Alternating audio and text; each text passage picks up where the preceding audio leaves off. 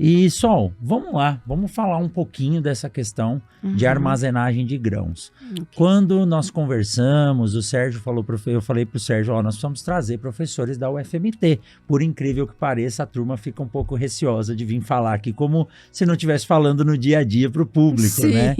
E eu lembro, Sol, quando eu cheguei aqui em Sinop, de ouvir diariamente nos jornais que o grande gargalo do Brasil era o armazenamento. Eu acho que a gente pode colocar esse verbo no presente, porque ainda é. Eu acho que se os caminhões pararem de transportar os grãos, não tem onde colocar o grão que é produzido no Brasil, e a gente vem aumentando cada vez mais essa capacidade produtiva. Esses desafios ainda continuam, Sol? O armazenamento, a armazenagem de grãos no Brasil não conseguiu evoluir com a velocidade da produtividade e aumento de produção? Só piora. Só piora, infelizmente, Rogério. Realmente é o nosso calcanhar de Aquiles, é o armazenamento. Eu lembro que meus professores que me influenciaram para ir para essa área, né, o professor Luiz e o professor Adriano, desde a década de 90, quando eu fazia graduação, já tínhamos esse problema de déficit de capacidade estática no Brasil. E só piorou. Por que piorou? Porque nós temos números de produção excelentes a cada ano, mas a armazenagem não consegue acompanhar. Não consegue por vários motivos, de investimento, talvez, de conscientização, de cultura também, né? Então, e se eu fizesse uma prova para os meus alunos, tanto de secagem, da agronomia, quanto de armazenamento da agrícola, e fizesse qual é o principal problema de armazenagem no Brasil? É o déficit de capacidade estática. E dele, tudo se origina, todos os outros problemas, né? Então, é de praxe, a gente sabe, né, que, por exemplo, perdas. Todo mundo fala em perdas nas estradas e tal. Isso não é o principal, né? Nós temos muitas perdas qualitativas. Imagina uma carga úmida sendo transportada, ficar horas ou dias na fila. E assim, eu participo de grupos, né, no WhatsApp, de grupos da armazenagem, de unidades armazenadoras que recebem. São coisas assim que me assustam, ainda me assustam, não sei por quê. De empedrar totalmente a carga, enfim. Então, aí temos perdas qualitativas, quantitativas, temos as perdas financeiras, porque se você é obrigado a desovar na época da safra, você tem preços menores. Então, nós temos uma rentabilidade menor para o produtor. Frete nem se fala. Se conseguir, preços lá em cima. Lá em cima. Então, frete também é uma coisa bastante séria. E ninguém melhor que nós, que estamos aqui, às margens da 163, para entender o problema que é o déficit de capacidade estática.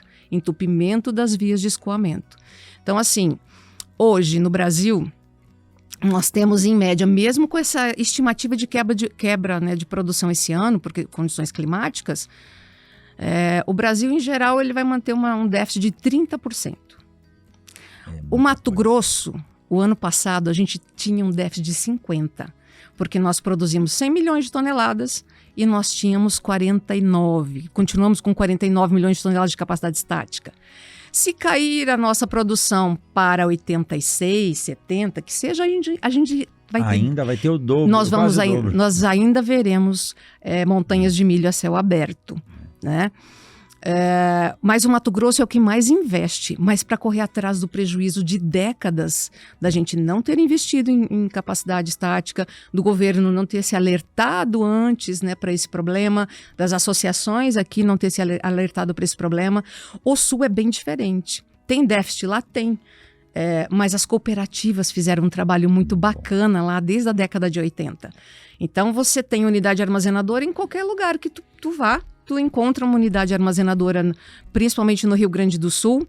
Fato das cooperativas e as principais indústrias estão lá. Eu trabalhei lá numa indústria, então é feito um bom trabalho no quintal de casa, vamos dizer assim, né? Então tem esse fator também.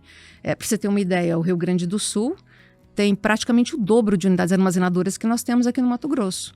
Lá tem quase 4 mil unidades. Nós temos aqui 2 mil e pouca, mas a nossa capacidade estática é maior do que no Rio Grande do Sul, né? Pelo tamanho das nossas unidades armazenadoras. Isso é bom? Não necessariamente.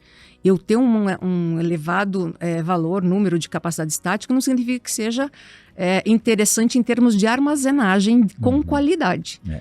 Porque as nossas principais estruturas são graneleiros. E antigas também, né? Teve um ganho depois de algumas ações do governo, mas quando você diz, Sol, que a infraestrutura física não conseguiu acompanhar o aumento da produtividade, é como se você pudesse dizer o seguinte: eu vou plantar grama e construir uma casa. A grama pega muito mais rápido do que você fazer a casa. Então isso vem realmente de um plano diretor e de uma estratégia. Todo mundo sabia que o direcionamento lá desde a década de 80, 90 da produção agrícola para o Centro-Oeste iria precisar disso. Sim. Iria precisar de vias de escoamento, e hoje a gente trabalha com vias praticamente rodoviárias, então a gente vê o caos que está a 163. Ontem, o conjunto de paralisações e acidentes na 163 gerou 4 horas de fila. Nossa. Né? O pessoal que estava conosco demorou 4 horas para conseguir voltar para Rondônia. E então essas estruturas, é difícil, por mais que você tenha investimento, você não faz um armazém de 500, 600, 700 mil toneladas de um dia para o outro. Não. Né? E aí depois você vai nos dizer quais são as vias que podem ajudar o produtor a melhorar a sua produção, produtividade e qualidade do grão armazenado.